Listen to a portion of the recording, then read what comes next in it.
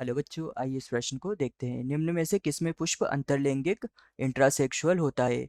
ए केरिका papaya पपीता में, B hibiscus रोजा साइनेंसिस गुड़हल में, सी कुकुरबिटा मेक्सिकामा कद्दू में, डी फोइनिक्स सिल्वेस्ट्रिस खजूर में। तो यहाँ पर हमें बताना है कि इनमें से किसका फूल अंतरलैंगिक होता है। तो यहाँ पर हमारी मुख्य मुख्य अवधारणा होगी कि अंतरलैंगिक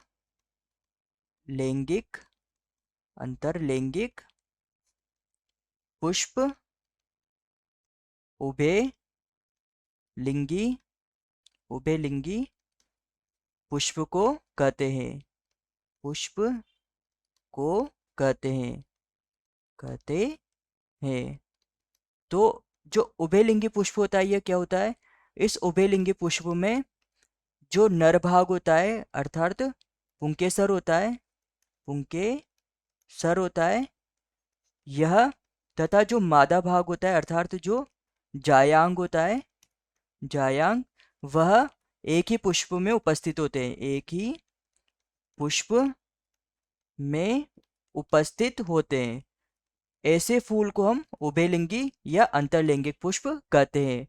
तो यहाँ पर प्रश्न ने हमसे पूछा था कि किसमें पुष्प अंतरलैंगिक होता है।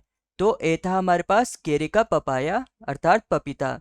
तो जो पपीता का फूल होता है यह अंतरलैंगिक नहीं होता है, यह एक लिंगी पुष्प होता है। यह एक लिंगी होता है अर्थात इसके फूल में या तो मादा भाग पाया जाता है या नर भाग पाया जाता है। तो यह हो जाएगा गलत। बी है हमारे पास हिबिस्कस रोजा साइनेंसिस।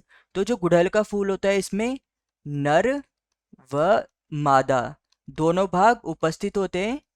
इस कारण से इसे अंतरलैंगिक या उभयलैंगिक पुष्प भी कहा जाता है। तो यह हमारा सही उत्तर हो जाएगा। सी हमारे पास कुकुरबिटा मेक्सिकामा कद्दू। तो जो ये कद्दू होता है यह भी एक लिंगी होता है। इसके जो फूल होते हैं उसमें भी या तो नर या मादा भाग पाया जाता है। तो यह भी गलत हो जाएगा। डी है हमारे पास फोइनिक्स सिल्वेस्ट्रिया अर्थात खजूर। तो जो ये खजूर का फूल होता है यह भी एक लिंगी होता है। इसके फूल में भी या तो मादा भाग पाया जाता है या नर भाग पाया जाता है। तो यह भी गलत हो जाएगा। तो हमारा उत्तर होगा उत्तर बी। तो यहाँ पर हमारा प्रमुख सिद्धांत होगा कि अंतरलैंगिक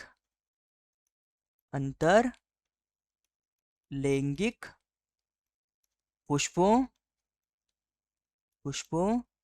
में सामान्यतः स्वपरागण पाया जाता है। तो जो ये अंतरलैंगिक पुष्प होते हैं इनमें सामान्यतः स्वपरागण देखा जाता है, क्योंकि इनका जो पुष्प होता है उसमें नर तथा मादा दोनों भाग उपस्थित होते हैं। तो आशा है कि आप इसे अच्छी तरह समझ गए होंगे। धन्यवाद।